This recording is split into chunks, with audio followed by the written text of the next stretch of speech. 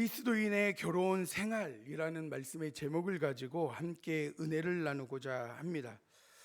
우리가 잘 아는 것처럼 이제 고린도전서 6장에서는 고린도 교회가 가진 본질적인 문제, 교회의 분쟁과 음행 같은 도덕적인 무질서에 대해서 이야기를 했다라면, 이제 7장부터는 무엇을 했냐면 이제 고린도 교회 성도들이 사도 바울에게 편지를 보냈습니다. 이런 문제들이 있는데, 이런 문제들은 어떻게 바라봐야 되고 어떻게 해야 됩니까? 라고 했던 그 문제들을 사도 바울이 그 질문에 대해서 답을 주는 형식으로 이제 7장부터는 그렇게 진행이 되어집니다.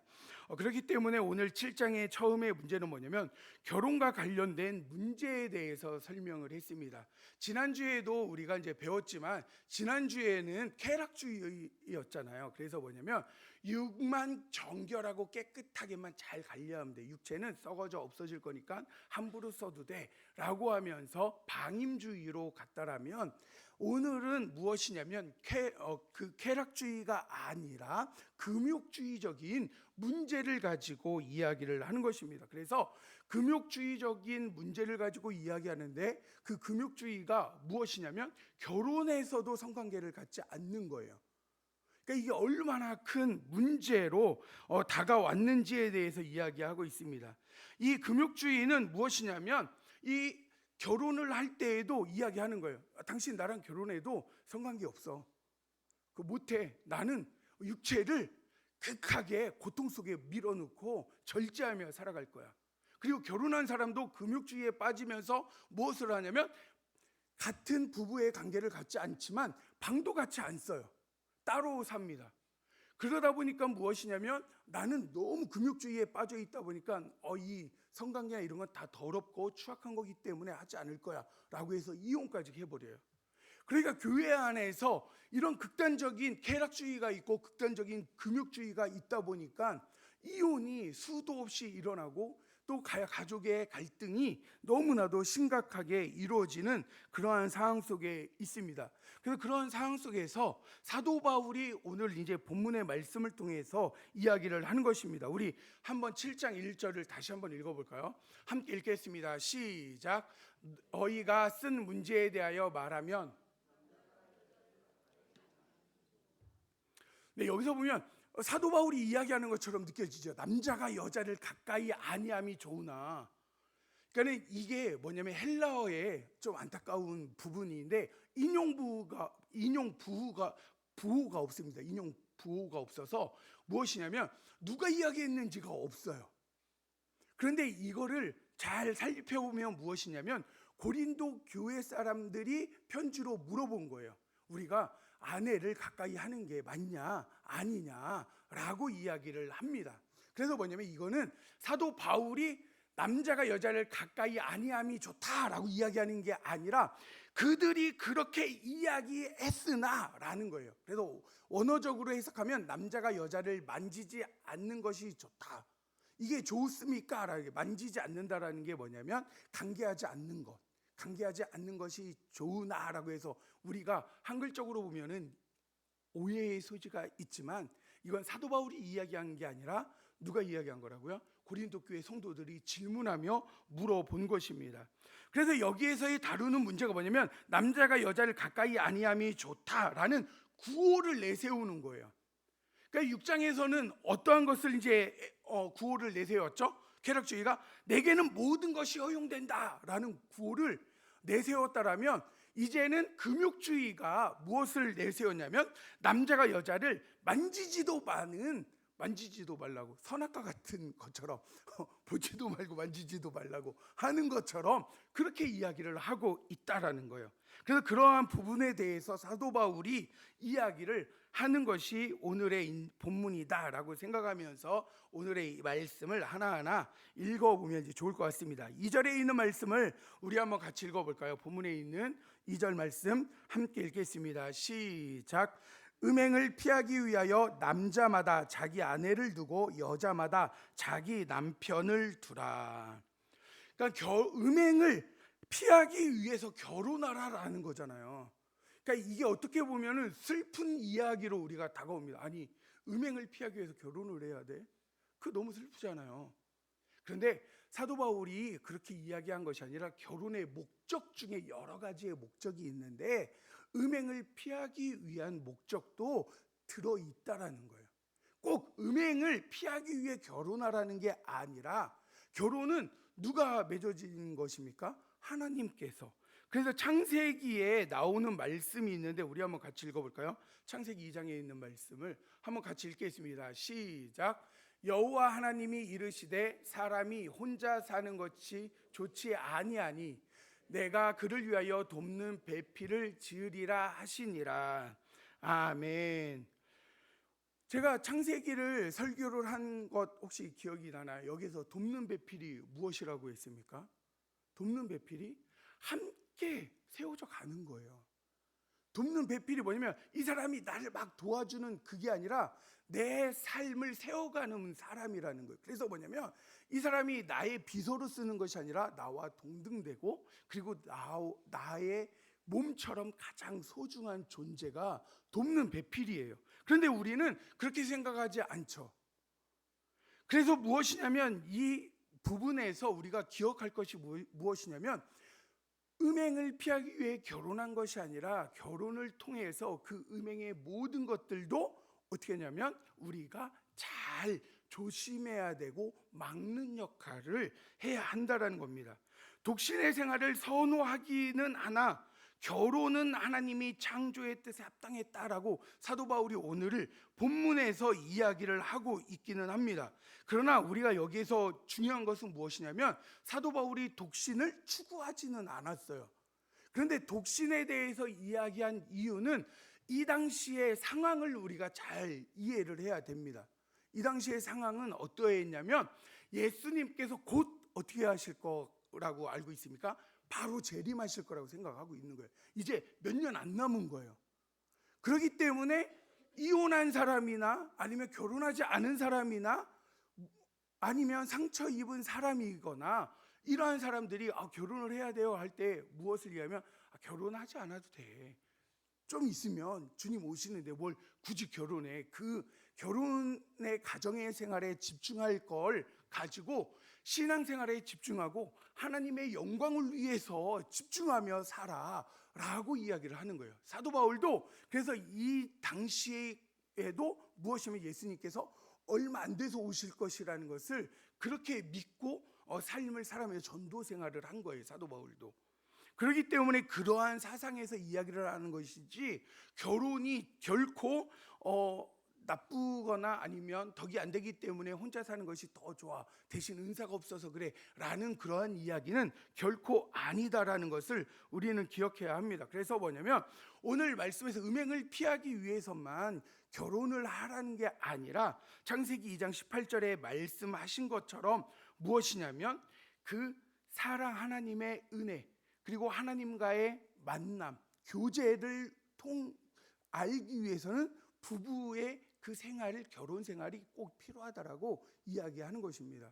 그래서 무엇이냐면 우리가 세상을 살아가면서 부부를 통해서 예수님과 교회의 관계에 대해서 깊이 경험하는 거예요. 그리고 또 하나님 아버지와 우리와의 관계를 자녀들을 키우면서 그리고 또 부모님을 바라보면서 그것을 깊이 알아가는 겁니다. 그러니까 이 가정에 우리에게 허용된 모든 것들은 뭐냐면 하나님과의 그 깊은 교제의 그림자라고 우리가 생각하면 이해하기가 조금 더 편합니다. 어쨌든 음행을 피하기 위해서 남자마다 자기 아내를 두고 여자마다 자기 남편을 이제 두라고 이야기를 하는데 이 결혼의 유일한 목적이 아니라 하나의 목적을 충족시키는 그래서 이것을 통해서 무엇을 이야기하면 2절부터 4절까지 사도 바울이 남자와 여자의 권리가 동등하다라는 것을 설명합니다. 근데 이 당시에는 어떠한 상황이었냐면 우리나라 조선시대나 그럴 때처럼 남존 여비의 사상이 상당히 강했죠. 이 당시에도 고린도 교회도 그 지역 사회에서도 마찬가지였습니다. 여자는 물건 같은 취급을 받기도 했습니다. 그래서 뭐냐면 남자 마음대로 여자를 움직이는 그러한 시대였어요. 그런데 그러한 시대에서 사도 바울이 오늘 본문에서도 말씀이 나오는데 남녀 상호주의적으로 윤리적인 것을 이야기합니다. 그래서 혁신적인 사건이에요. 그래서 이 말씀이 들어가는 곳마다 어떠한 일이 일어나는 거냐면 여성의 해방운동이 일어나는 거예요. 그러니까 여자가 물건으로 취급하고 남자보다 못하게 여겨졌던 존재가 그렇지 않다라는 거예요. 하나님께서 동등되게 창조하셨고 동등된 곳에서 함께 의견을 나누면서 가정을 세워가는 것이다. 남자의 일방적인 의견으로 그렇게 가정을 이끌어가는 것이 아니다라고 이야기를 합니다. 그래서 3절에 있는 말씀을 한번 우리 같이 읽어볼까요? 본문에 있는 3절 함께 읽겠습니다. 시작. 남편은 그 아내에 대한 아멘. 여기에서 의무가 뭐냐면 써 있죠. 의무, 빚. 당연히 갚아야 할 것. 그러니까 빚인데 안 갚아도 되는 빚이 아니라 어떻게 해야 되는 것이라고요? 당연히 갚아야 될 빚이래요. 그러니까 뭐냐면 배우자로서 마땅히 이행해야 할 책임이자 빚이라고 정의하고 있어요. 그것을 무엇이라고 하면 의무래요. 의무. 근데 이 의무가 무엇입니까? 아내가 성적인 것을 요구할 때에 또 남편이 성적인 것을 요구할 때 무엇입니까? 빚을 내가 갚는 심정으로 그것을 허용하고 또 함께 동참해야 된다라는 것을 이야기하는 겁니다. 그래서 이걸 더 포괄적으로 이야기하면 남편과 아내가 서로 필요를 충족시키는 섬기는 사랑을 해야 돼요. 아내는 자기 몸을 4절에 있는 말씀을 우리 한번 읽어볼까요? 이것에 대해서 더 이어서 이야기하는데 4절에 있는 말씀을 함께 읽겠습니다. 시작. 아내는 자기 몸을 주장하지 못하고 오직 그 남편이 하며 남편도 그와 같이 자기 몸을 주장하지 못하고 오직 그 아내가 하나니. 여기서 주장하지 못한다라는 의미가 원어로 보면 권리를 가지다, 통제하다, 지배하다예요. 아내는 자기 몸을 주장하지 못한대. 내 거야 왜 그래가 아니라 나는 누구의 것이라고요? 남편의 것. 남편은 누구의 것이라고요? 아내의 것이에요. 그러니까 서로 독점하고 서로 지배하고 통제하는 거예요. 그래서 당신 왜 밤마다 이렇게 외박해? 라고 하면 어떻게 해요? 그거에 대해서 통제를 받아야 돼요. 어떠한 무슨 일이 있어가지고 하는 건 좋지만 어디를 끊임없이 놀러 가거나 아니면 자기의 만족을 추구하기 위해서 외부로 자꾸 활동을 나가는 것들은 남편이든 아내든 누구에게 허락을 받아야 되는 거예요? 상대방에게 허락을 받아야 한다는 겁니다. 이게 얼마나 놀라운 말씀입니까? 이거 우리 조선시대에 이렇게 이야기할 수 없잖아요. 여자는 밖으로도 나가지도 못하면서 남자는 술집 여기저기 다니면서 자매들을 만나고 또 사업차 여기저기 몇 박 며칠을 외출해 하고도 여자들이 말을 못했던 그 시대. 그런데 그러한 그 시대 같은 땅에서 무엇을 이야기하고 있습니까? 서로 통제해야 되고 서로의 이야기를 들어야 되고 서로에게 허락을 받아야 된다라고 이야기합니다. 이게 뭐냐면 남편은 아내와 완전한 동등한 권리와 의무를 가지고 있다라는 거예요. 동등한 권리와 의무가 남편에게만 있는 것이 아니고 아내에게만 있는 것이 아니고 동등하게 있다. 그리고 두 번째는 결혼관계에서 남편과 아내는 서로에게 자기 주장을 해서는 안 된다. 그러니까 소유가 누구에게 있다고요? 상대방에게. 이게 다른 말로 뭐라고 하죠? 독점. 독점한 거예요. 독점에 있어요. 우리가 다른 데에서 그러면 큰일 나는 거예요. 하나님의 법에도 벗어난 것이고 하나님이 기뻐하시는 일이 아니에요. 그래서 뭐냐면 결혼을 통해서 무엇을 한 거예요? 서로가 독점을 한 거예요. 그런데 이거를 이해하지 못하고 이것을 받아들이지 않으면 결혼의 생활이 힘들어지는 겁니다. 그리고 또 세 번째로 뭐냐면 서로를 배려하고 양보해야 한다라는 거예요. 이건 뭐냐면 독립적이다라는 것도 인정해 줘야 된다는 거예요. 상대방이 독립적인 것. 그래서 내가 너무 통제하는 거는 안 돼요. 내가 통제를 하더라도 상대방이 싫어하거나 상대방이 원하는 것이 있으면 배려하면서 그것을 위해서 내가 통제하고 싶어도 양보하는 거. 그래서 결혼 생활은 무엇입니까? 서로 간에 동등하고, 그리고 서로를 독점하고 있고, 그리고 서로를 어떻게 해야 하는 거예요? 독립한 존재다라고, 독립적인 존재다라고 우리가 이해를 해야 돼요.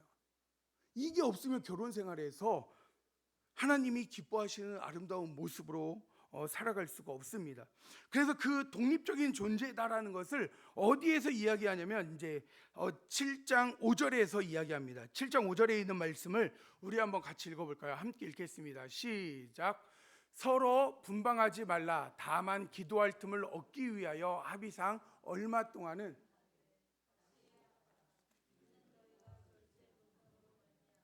사탄이 너희를 시험하지 못하게 하려 함이라. 아멘. 여기서 서로 분방하지 말라라는 언어의 뜻이 무엇이냐면, 넘겨주시면, 언어의 뜻이 무엇이냐면 빼앗다, 강탈하다, 속여서 취하지 않다예요. 우리가 종종 그래요. 나 아니야, 나중에 그러면서 속이는 거예요. 다음에 누군가가 분방을 하자고 할 때 나 쾌락주의가 아니라 금욕주의이기 때문에 하지 않아. 그러니까 뭐냐면 상대방의 권리를 어떻게 해요? 빼앗은 거예요. 상대방의 권리를 강탈한 겁니다. 그리고 속여서 취하지 않는다라는 건 뭐죠? 내가 이거 기도 끝나고 할게. 근데 기도가 언제 끝나는지를 몰라요. 20일 작전 기도인지 40일 작전 기도인지 1000일 작전 기도인지를 몰라요. 그래서 어떻게 하는 거예요? 속여서 빼앗다라는 거예요. 그럼 무엇이냐면 내가 기도하려고 영적으로 정결해야 되니까 내가 기도하려고 하니까 우리 합방을 일단 당분간 하지 맙시다 하고 따로 자는 거예요. 방을 따로 생활을 합니다. 그래서 그거를 하지 말라고 이야기를 하는 겁니다. 그러면서 뭐냐면 다만 기도할 시간이 필요하면 아내랑 남편이랑 상의해서 합의한 다음에 얼마 동안만. 그런데 이것도 무엇이냐면 사도 바울이 뭐라고 합니까? 그거 명령 아니야. 그거 명령 아니야 라고 이야기해요. 그러니까 이건 무엇이냐면 영적으로 우리가 성관계를 하면 영적으로 좀 더러워지고 좀 지저분해질 것처럼 착각하는 분들이 있어요. 옛날부터 우리가 그런 것들의 사상에 있다 보니까 무엇이냐면 정결해야 된다라는 생각 때문에 그러지 못해요. 그러면 하나님께서 부부를 세우셨는데 정결하지 못한 방법으로 생활을 하게끔 하셨을까요? 결코 아니라는 거예요. 그래서 부부 간의 관계는 너무나도 정결하고 아름다운 거예요. 근데 우리는 그렇게 교육을 받지 않고 성적인 것을 자꾸 숨기려고 하다 보니까 어떻게 해요? 부정한 것으로 되어 있습니다. 그렇지 않다는 것을 우리는 기억해야 됩니다. 그래서 뭐냐면 기도를 해도 영적으로 이런 부부관계를 한다고 해서 기도하면서 그런 관계를 맺는다고 해서 영적으로 흐려지거나 더럽혀지거나 그러지 않다라는 거. 그럼에도 자기가 자꾸 그런 게 어려운 분들도 있잖아요. 그렇게 생각하고서는 기도해도 어려운 분들이 있으니까 사도 바울이 그것을 어떻게 해요? 허용하는데 그것을 네 멋대로 정하지 말고 누구와 함께 이야기하라는 거예요? 상대방과 함께. 그렇기 때문에 상대방이 독립적이고 상대방이 존중받아야 될 존재임을 기억하면서 이야기하고 나누라고 이야기를 합니다. 그래서 남편이나 아내나 서로의 성적 권리를 부정하여 상대방의 요구를 거절하지 말라라는 게 오늘 성경에 있는 말씀입니다. 우리가 그래서 성관계를 부정한 것으로 생각하면 안 됩니다. 기도에 방해가 된다라는 뜻도 아님을 우리는 기억해야 합니다. 그렇기 때문에 우리가 6절에 있는 말씀을 한번 읽어볼까요? 본문에 있는 6절 함께 읽겠습니다. 시작. 그러나 내가 이 말을 함은 허락이요 명령은 아니니라. 이게 원어로 보면 밑에 노란색으로 제가 있죠. 한번 읽겠습니다. 시작. 그러나 내가 이것을 말함은 양보이지 명령은 아니다. 그러니까는 그렇게 허락받고 해라라는 거가 명령이 아니라요. 이거는 하나님의 뜻은 아니다. 그러나 너희들이 그렇게 어려우면 한시적으로 잠깐 그렇게 부부와 각방을 쓰고 기도에 전념하고 거룩한 삶을 선택하기 위해 몸부림을 치는 것은 내가 양보해서 이야기하는 거다. 왜냐하면 그래도 너희들이 하나님 안에 가려고 하는 그 노력이 가상하니까 그래 그래도 그 정도는 괜찮아. 이게 어떠한 것으로 우리가 조금 더 설명할 수 있습니까? 우리가 술을 너무 좋아하셨던 분이 일주일에 7일을 술을 드셨던 분이 내가 예수님을 믿고 변해야 돼. 근데 하루 아침에 끊으면 너무 좋은데 그러지 못하는 분들이 있죠. 그래서 이제 하루씩, 한 달에 하루씩 내가 줄일게. 그래서 어떤 때는 이제 6일, 그 다음에는 5일 이렇게 줄여가요. 그럴 때 뭐예요? 당장 끊는 게 좋지만 그렇게 하는 것보다 그렇게 노력하는 게 너무 가상하고, 그렇게 해서 결국은 어떻게 가는 거죠? 다 금주하는 삶으로 선택하는 것으로 가기 때문에 양보하며 기다리겠다는 거예요. 성숙할 수 있도록 신앙생활이. 그러니까 이러한 부분들을 우리는 기억해야 됩니다. 그래서 내가 이것을 말하면 양보라는 거예요. 양보이지 명령이 아닙니다. 그리고 이것이 무엇입니까? 서로의 권리를 빼앗는 것. 그래서 이러한 것들을 허락하는 것이지 명령이 아니라고 사도 바울은 이야기했다는 것을 우리는 기억하셔야 돼요. 그리고 7절에 있는 말씀을 우리 한번 같이 읽어볼까요? 7절에 있는 말씀을 한번 같이 함께 읽도록 하겠습니다. 시작. 나는 모든 사람이 나와 같기를 원하노라.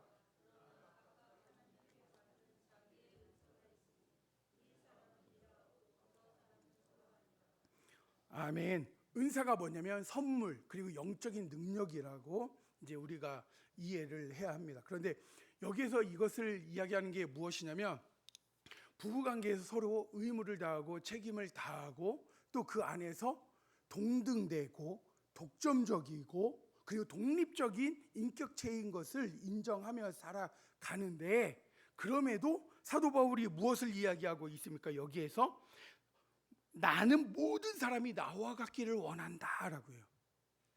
사도 바울이 나와 같기를 원한다는 게 뭐죠?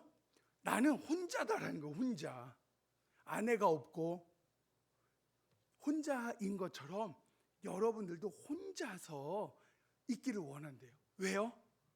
하나님 예수 그리스도께서 재림이 얼마 안 남았으니까 집중적으로 주의 일을 위해서 살아가기를 원한다는 거예요. 그러면 우리가 궁금한 게 있죠. 그러면 사도 바울은 지금 혼자인데 결혼했다가 아내와 사별을 해서 혼자인지, 아니면 이혼당했거나 이혼해서 혼자인지, 아니면 처음부터 모태솔로인지 궁금하지 않습니까? 안 궁금하신가요?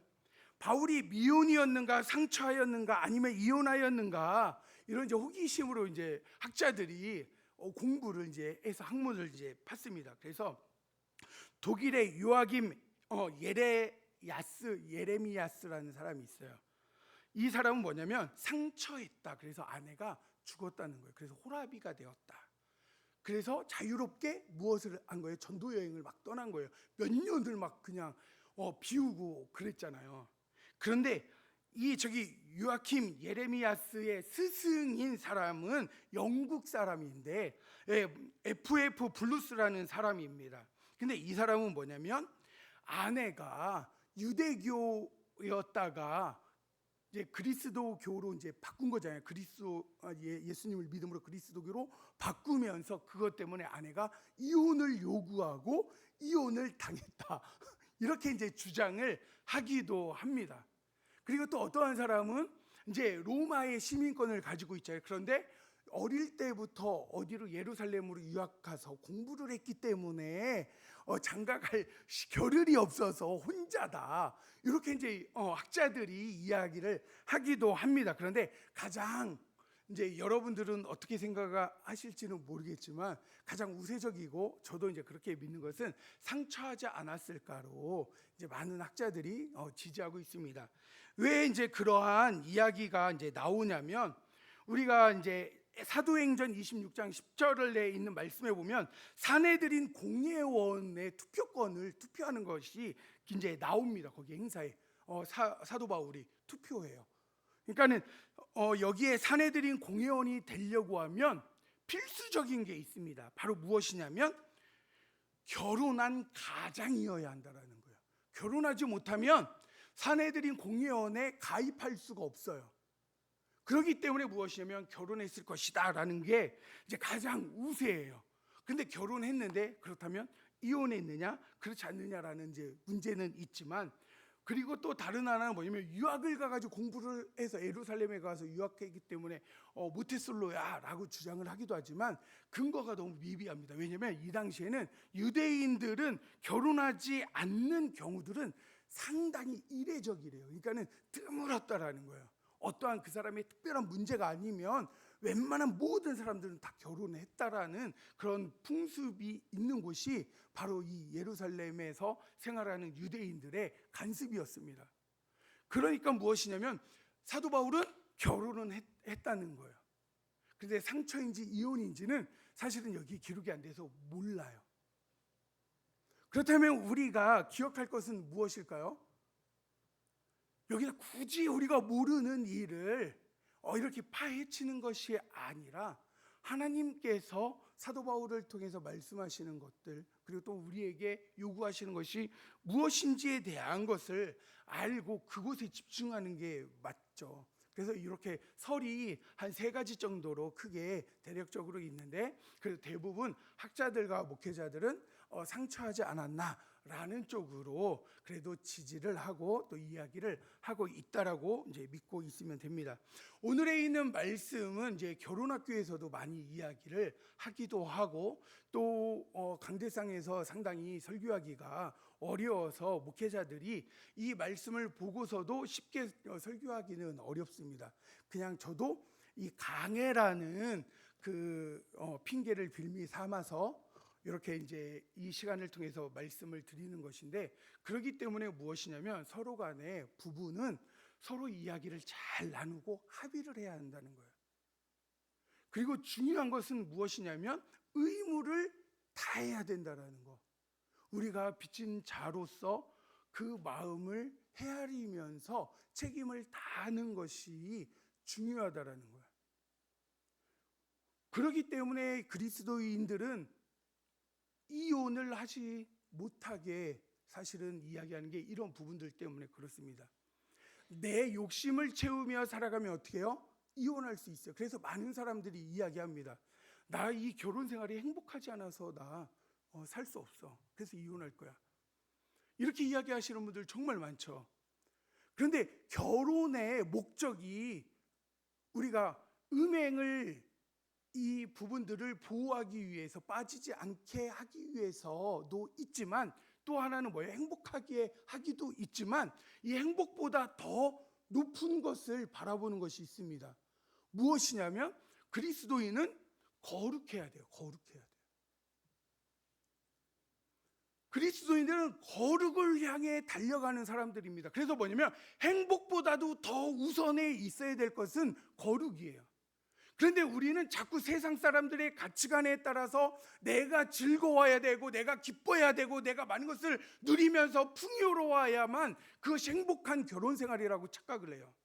그런데 그렇지 않다라는 것입니다. 결혼은 행복하지 않을 때도 있어요. 너무 힘들 때도 있습니다. 고통스러울 때도 있어요.